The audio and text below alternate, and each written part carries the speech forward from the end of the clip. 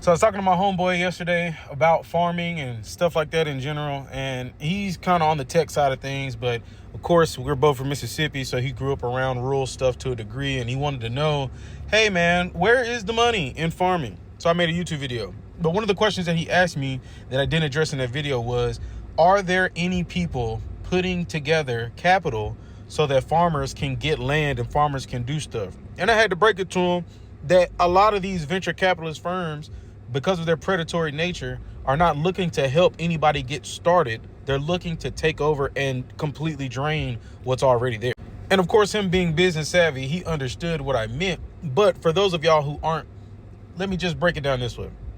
In a typical venture capitalist setup, you have two, I'd say, categories. You've got your person who's trying to give you money up front so that you can grow a business and they get part ownership in your business, and your passion, your drive, your success becomes their success, right?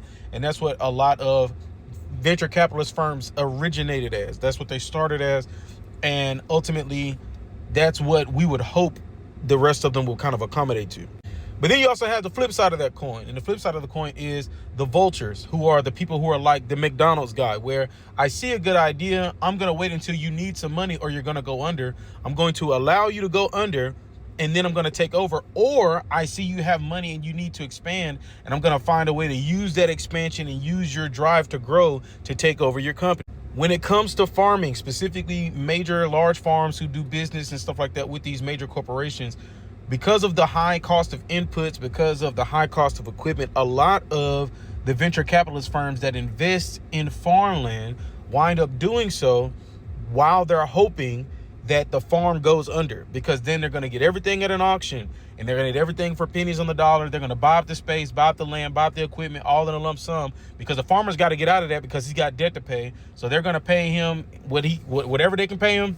They're going to pay him. He's going to use that money to pay his debts off, which isn't going to get him any far away ahead. And then ultimately, they're going to bring in somebody to do the farm work. They're going to be the ones who own the equipment, own the land, own the seeds, so on and so forth. And they're going to take over. And it's literally going to be the same way with the processors, where they're cutting out the middleman, and they're no longer using producers who actually love the actual activity.